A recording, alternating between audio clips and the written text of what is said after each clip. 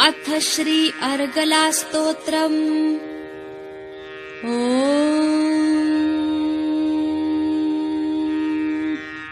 श्री गणेशाय नमः। अस्य श्री अर्गला स्तोत्रस्य विष्णुर्ऋषिः अनुष्टुप् छन्दः। श्री महालक्ष्मीर्देवता श्री जगदम्बा प्रीत्यर्थे जपे विनियोगः। ॐ नमश्चण्डिकायै।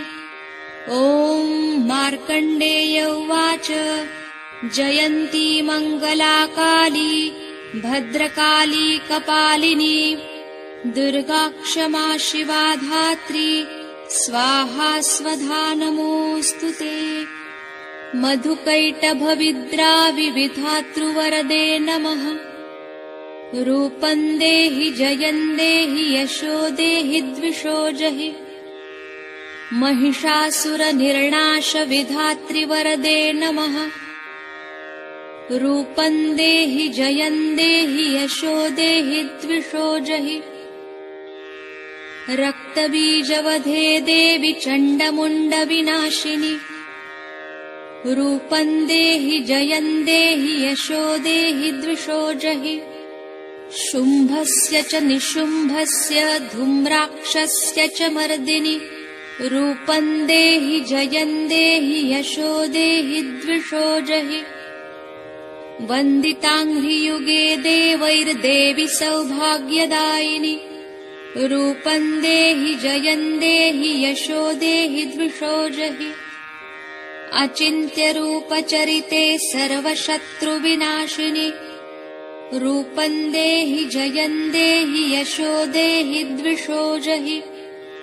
देवि भक्तजनोद्दामदत्तानन्दोदयेऽम्बिके। रूपं देहि जयं देहि यशो देहि द्विषो जहि। प्रचण्डदैत्यदर्पघ्निचण्डिके प्रणताय मे। रूपं देहि जयं देहि यशो देहि द्विषो जहि। सुरासुरशिरोरत्ननिघृष्टचरणेऽम्बिके। रूपं देहि जयं देहि यशो देहि द्विषो जहि। इन्द्राणीपति सद्भावपूजिते परमेश्वरि। रूपं देहि जयं देहि यशो देहि द्विषो जहि। चतुर्भुजे चतुर्वक्त्रसंस्तुते परमेश्वरि। रूपं देहि जयं देहि यशो देहि द्विषो जहि। कृष्णेन संस्तुते देवि शश्वद्भक्त्या त्वमम्बिके। रूपं देहि जयं देहि यशो देहि द्विषो जहि। हिमाचलसुतानाथ संस्तुते परमेश्वरि। रूपं देहि जयं देहि यशो देहि द्विषो जहि। विद्यावन्तं यशस्वन्तं लक्ष्मीवन्तं जनं कुरु। रूपं देहि जयं देहि यशो देहि द्विषो जहि। स्तुवद्भ्यो भक्तिपूर्वं त्वां चण्डिके व्याधिनाशिनि। रूपं देहि जयं देहि यशो देहि द्विषो जहि। न तेभ्यः सर्वदा भक्त्या चण्डिके दुरितापहे। रूपं देहि जयं देहि यशो देहि द्विषो जहि। चण्डिके सततं ये त्वामर्चयन्तीह भक्तितः। रूपं देहि जयं देहि यशो देहि द्विषो जहि। देहि सौभाग्यमारोग्यं देहि देवि परं सुखम्। रूपं देहि जयं देहि यशो देहि द्विषो जहि। विधेहि देवि कल्याणं विधेहि परमां श्रियम् रूपं देहि जयं देहि यशो देहि द्विषो जहि विधेहि द्विषतां नाशं विधेहि बलमुच्चकैः रूपं देहि जयं देहि यशो देहि द्विषो जहि पुत्रान् देहि धनं देहि सर्वकामांश्च देहि मे रूपं देहि जयं देहि यशो देहि द्विषो जहि पत्नीं मनोरमां देहि मनोवृत्तानुसारिणीम् तारिणीं दुर्गसंसारसागरस्य कुलोद्भवाम् इदं स्तोत्रं पठित्वा तु महास्तोत्रं पठेन्नरः स तु सप्तशती संख्यावरमाप्नोति सम्पदाम् इति श्री मार्कण्डेय पुराणे अर्गलास्तोत्रं सम्पूर्णम्।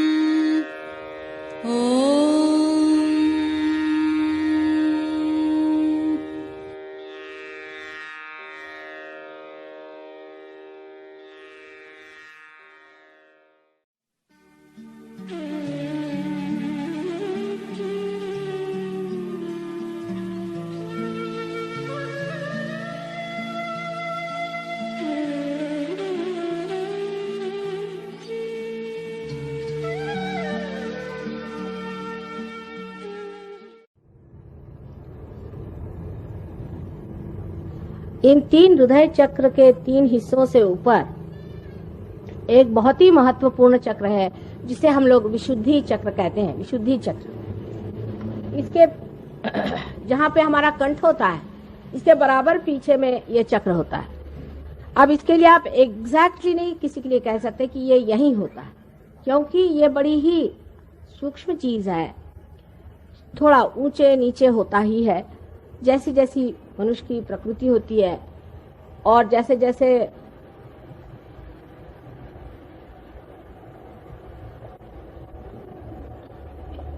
उसका फॉर्म होता है वैसे ही इसके चक्र की भी स्थितियां उस तरह से थोड़ी बहुत आगे पीछे होती हैं। कभी कभी 1 इंच का भी फर्क होता है, इसलिए आप ये नहीं कह सकते कि ये बराबर उस जगह ही होगा।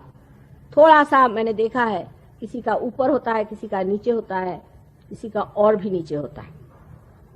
बहरहाल ये कंठ जहाँ पे है, इस कंठ के पीछे में यहाँ हमारा विशुद्धि चक्र है। ये चक्र बहुत ही महत्वपूर्ण है मानव के लिए। जानवरों में ये चक्र इतना बढ़ा हुआ नहीं, ना ही इतना वो प्रगल्भ है। मनुष्य की शुरुआत ही इस चक्र से हुई है, समझ लीजिए पूरी तरह से। इस चक्र में श्री कृष्ण विराजते हैं और राधा जी उनकी शक्ति है। रा माने शक्ति, धा माने जिसने धारणा की। कृष्ण का मतलब होता है कृषि करने वाले, जिन्होंने कृषि की है। आप सबकी कृषि उन्होंने की। आपके अंदर इन्होंने बीज भरे, उन्होंने पहले बीज आपके अंदर भरा कि उस अनंत को जानिए, परमात्मा को जानिए, परम तत्व को जानिए। इसका बीज उन्होंने भरा, इसीलिए उनको कृष्ण कहते हैं। ये चक्र मनुष्य में तब घटित हुआ जब उसने अपनी गर्दन ऊपर पूरी तरह से उठा ली। आप जानते हैं कि जानवर की गर्दन नीचे होती है। उसके बाद कुछ ऐसे जानवर हैं जिनको कि हम कह सकते चिंपैंजी या बंदर की लंगूर वगैरह जो जातियां हैं, उसमें भी थोड़ी बहुत गर्दन ऊपर आ जाती है। लेकिन मनुष्य की गर्दन जो बिल्कुल सीधी हो गई है, ऐसे किसी भी प्राणी मात्र की नहीं हुई। ये गर्दन सीधी होने की वजह से ही मनुष्य की स्वतंत्रता स्थापित हो गई। वो किस प्रकार, मैं आपसे बताती हूँ। ये विशुद्धि चक्र से ही हमारे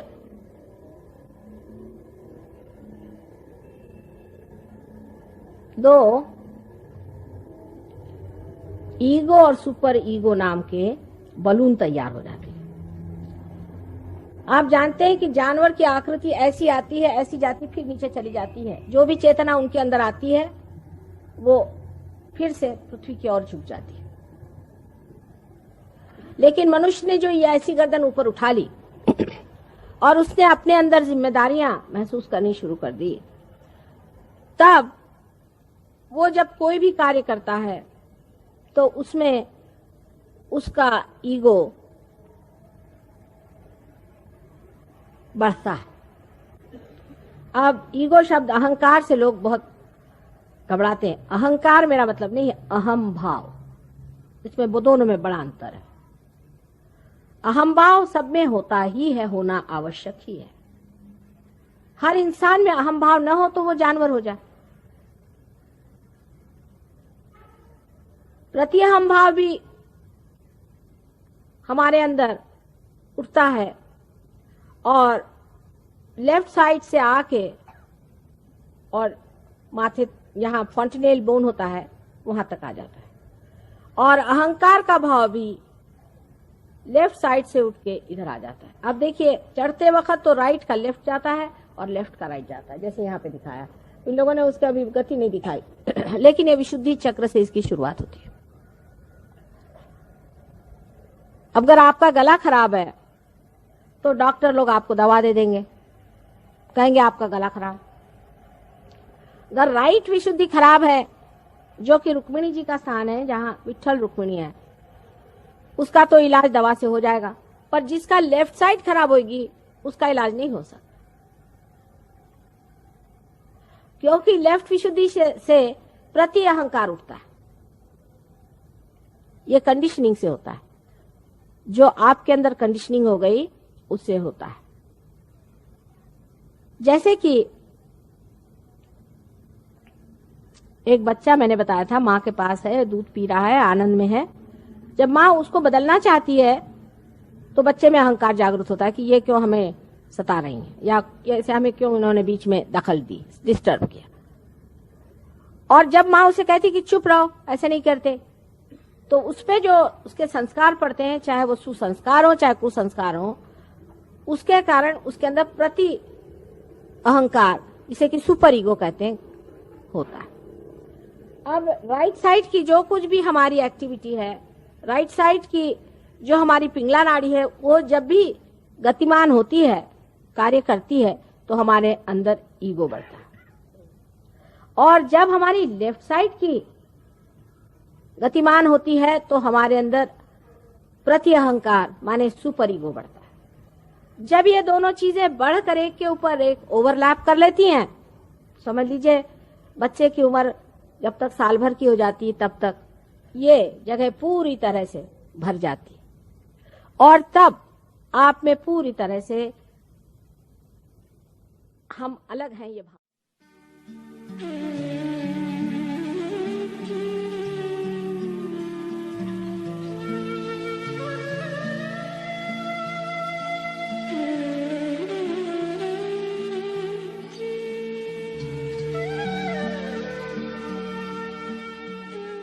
प्राप्त करना समझदारी से।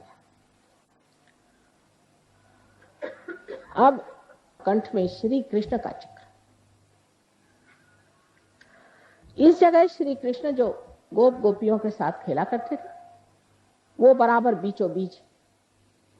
अब तो आजकल ऐसे भी बुद्धिमान निकल गए कि वो कहते हैं कि जिन्होंने गीता बताई वो कृष्ण अलग, और जो कृष्ण जो गोप थे वो अलग, और पता नहीं कितने उनके और तरीके बनाएंगे। ये जो कंठ है, इस कंठ में 16 है, क्योंकि उनकी 16 कला आप जानते हैं, 16 पंखुड़ियां हैं। इसे विशुद्धि चक्र कहते हैं, मैंने एकदम विशुद्ध, क्योंकि योगेश्वर है। योगेश्वर को कुछ चिपकता नहीं है, तो आप उनकी कहानियां जानती हैं कि वो साक्षात योगेश्वर है, उनको कुछ चिपकता नहीं, बिल्कुल विशुद्ध आत्मा। और जब विशुद्ध पे आप आ जाते हैं तो सारी चीज नाटक जैसे दिखाई देती है, और आप साक्षी होकर उसे देखते हैं। कोई चीज आपको चिपकती नहीं, आप साक्षी होकर के देखते हैं कि ये तो ड्रामा चल रहा है। क्योंकि आप जिस पानी में या भवसागर में फंसे हुए अपने लहरों से डर रहे थे, उससे उठकर के आप नाव में बैठ गए, आप लहरें देख रहे हैं। ये साक्षी स्वरूपत्व आप में अंदर आ जाए। जैसे ही साक्षी स्वरूपत्व आ जाता है तो आप सारी सृष्टि को एक साक्षी होकर के देखते हैं और आप पर किसी चीज का असर नहीं आता। दूसरी बात यह है कि जो प्रश्न है आपके, उसका हल इससे बाहर निकलने पे ही होता है। जब तक आप उसमें उलझे हुए हैं आपके प्रश्न कभी ठीक हो ही नहीं सकते।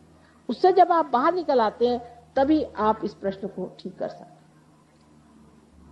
तो यहाँ पर बसा हुआ जो श्री कृष्ण का कंठ का स्थान है, इसमें भी दो हिस्से हैं, एक को जैसे लेफ्ट का है और एक राइट।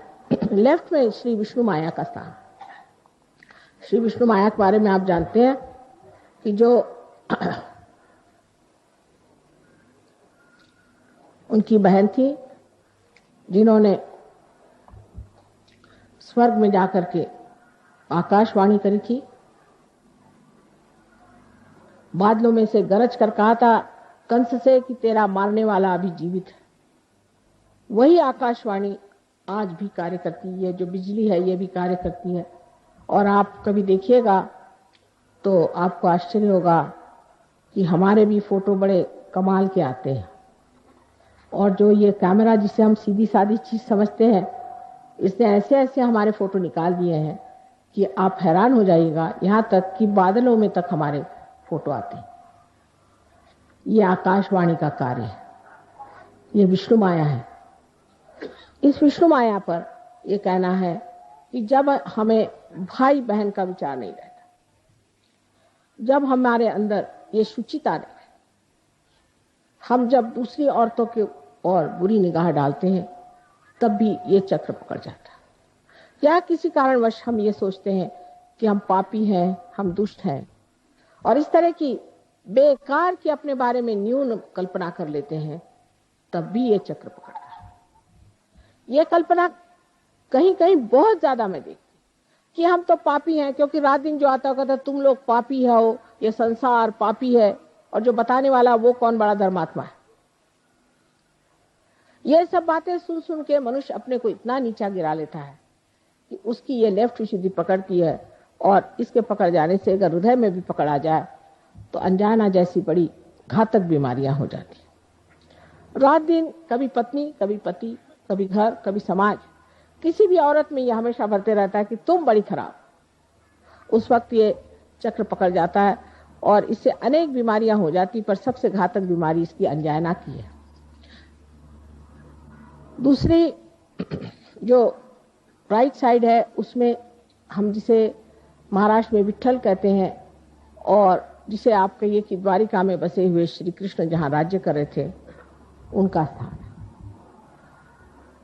तो जब गोप गोपी बन के यहाँ रहते थे तब उनका बीचों बीच स्थान है, और जब वो राज कर रहे थे द्वारिका में तो उनका राइट, और जब लेफ्ट में आप देखते हैं तो उनकी जो शक्ति स्त्री है वो उनकी बहन है। बीचों बीच में श्री कृष्ण की राधा, और इधर उनकी रुक्मिणी, उनकी पत्नी जो थी वो उनकी शक्ति थी। 5 शक्तियां वो और 16,000 और शक्तियां सारी श्री कृष्ण की यहाँ विट्ठल के स्थान पे है। लेकिन इसमें भी इतने दोष आ गए कि विट्ठल की मूर्ति पंढरपुर में उनका साक्षात हुआ, जैसे आपके गोविंद महाराज की यहाँ मूर्ति आई है स्वयंभू।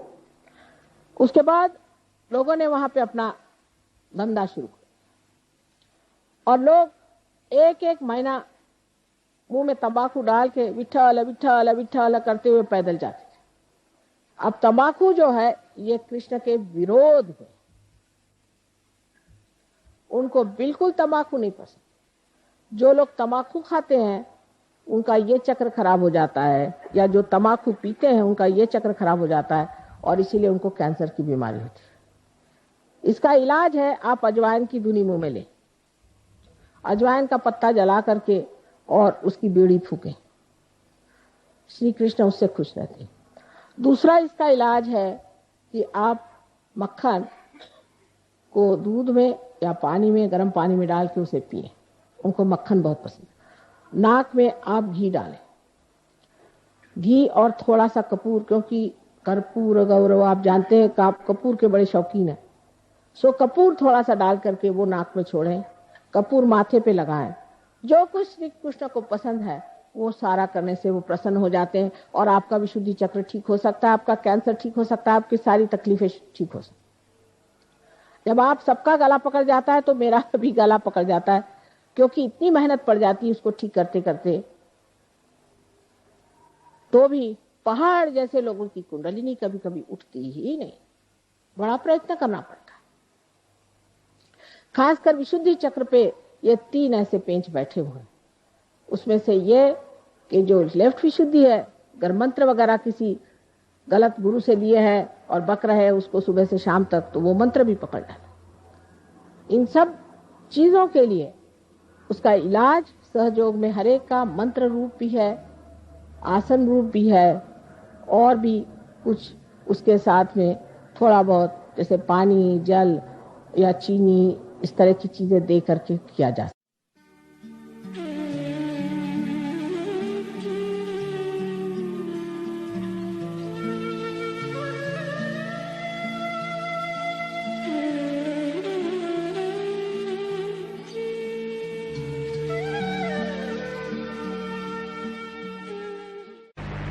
विषय तो बहुत लंबा चौड़ा है, हर एक चक्र पे ही बोलना चाहिए। विशुद्धि चक्र जो है श्री कृष्ण का चक्र है, इसमें 16 कलाएं हैं। इसी प्रकार 16 सब प्लेक्ससेस, जिसको कि हम पंखुड़ियां कहते हैं, हमारे अंदर है। और जो कुछ भी हमारे अंदर अ, आ, इ, उ, ए, आई आदि जितने भी हमारे अंदर जिसे वॉवेल्स कहते हैं वो है, वो सारे इसके बीज मंत्र है।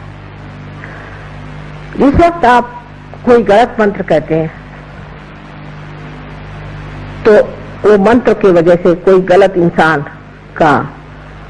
की प्रेतात्मा यहाँ के बैठ जाती है। जब आप गलत पूजन करते हैं, गलत तरीके से आप किसी भी मेडिटेशन को या किसी भी गलत गुरु के पास जा करके और दीक्षा लेते हैं, तो ये आपका चक्र पकड़ जाता है। ये चक्र पकड़ जाने से आपको अनेक बीमारियां होती हैं।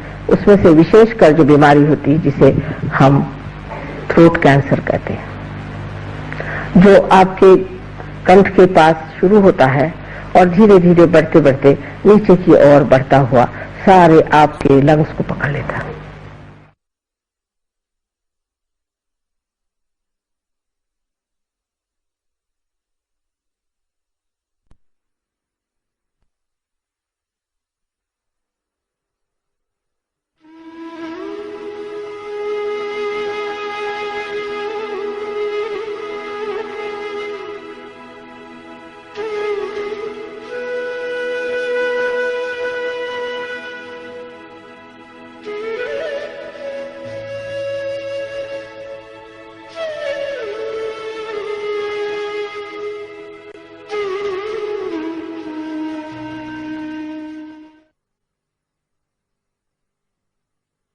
भगवान के नाम पर, भगवान के नाम पर पागल जैसे कुछ बांध लिया सर पे, गले में कुछ पहन लिया और चिल्लाना शुरू कर दिया, अरे राम अरे राम अरे राम।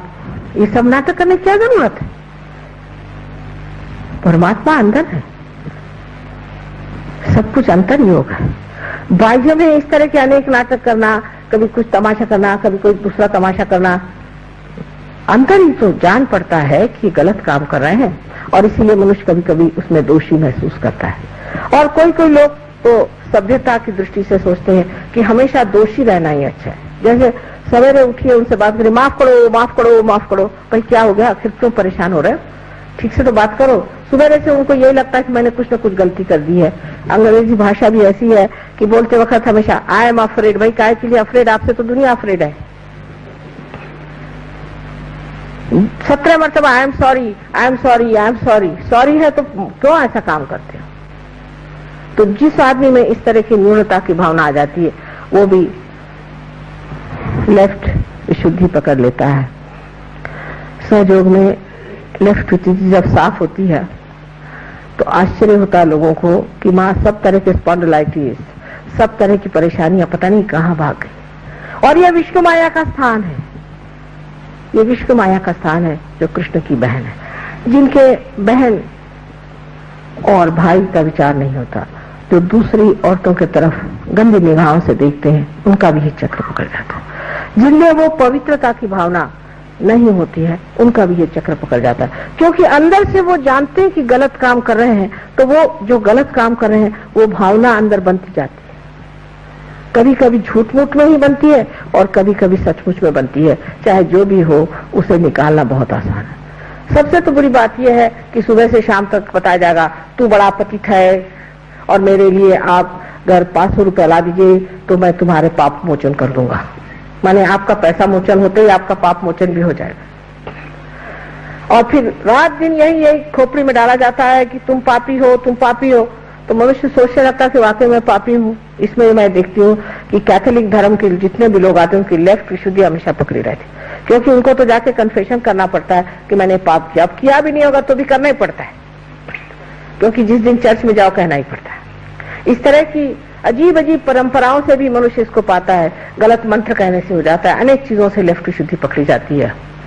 और कहना चाहिए कि आज भी सबकी वही ज्यादा पकड़ी हुई है। सिगरेट पीने से, तंबाकू खाने से सबसे लेफ्ट विशुद्धि पकड़ी जाती है। अब राइट विशुद्धि तो ऐसे लोगों की पकड़ती है कि जो बहुत जोर जोर से डांट के बोलते हैं, चिल्लाते हैं और बिगड़ते हैं, और जिनका गुस्सा बड़ा तेज होता है, और जो प्रेम से बात करना जानते ही नहीं, और जो बहुत ज्यादा भाषण देते हैं झूठ मूठ के, जिनको कुछ ज्ञान नहीं, जिन्होंने आत्मा को पाया नहीं, तो भी लेक्चर झाड़ते हैं, उनकी भी राइट विशुद्धि पकड़ती है। और राइट विशुद्धि जो है विट्ठल का स्थान है, श्री विट्ठल का स्थान है। इसको विट्ठल के मंत्र से ठीक किया जा सकता है। इससे लोगों को अनेक तरह की बीमारियां हो जाती हैं जिसका गले से संबंध है। बीच में श्री कृष्ण का स्थान है। इस वक्त कुंडलिनी श्री कृष्ण के स्थान पर स्थिर होती है, तब मनुष्य साक्षी होकर के उस योगेश्वर की लीला देखता है। ये सारा संसार लीलामय है, इसमें इतनी हड़बड़ाहट की, इतनी घबराहट की, इतनी परेशानी की कौन सी बात है। ये तो सब नाटक हो रहा है, सब नाटक देखते रहो। इस नाटक को देखना ही मात्र बन जाता है। जब आप देखते हैं कि नाटक है, थोड़ी देर तो घबराते हैं, उसके बाद जब स्थिर हो जाते हैं, आप स्थापित हो जाते हैं, तब आप जानते हैं कि ये नाटक है। और इस नाटक को जान लेना आपके लिए बड़ा ही सुखदायी होता है, क्योंकि फिर जो स्थित प्रज्ञ की भाषा है जो श्री कृष्ण ने बताई है वो सिद्ध हो जाती है। कहना नहीं पड़ता कि अब आप परेशान नहीं हो रहे, ऐसा आदमी परेशान ही नहीं होता। हमें यही आश्चर्य होता है कि लोग सब क्यों परेशान हो रहे हैं। परेशान होने से तो कोई बात होने नहीं वाली, तो क्यों परेशान हो, बेकार में क्यों बर्बाद करें अपनी एनर्जी। लेकिन वो कहने से नहीं होता है, जिसको आदत है वो परेशान होगा ही। और हमें तो कोई लोग कहते हैं क्योंकि आप परेशान नहीं होते इसलिए हम आपके लिए परेशान होते। तो मैंने कहा ठीक है, अगर आपको परेशान होना तो होते रहिए, ऐसी कोई परेशानी की तो बात नहीं।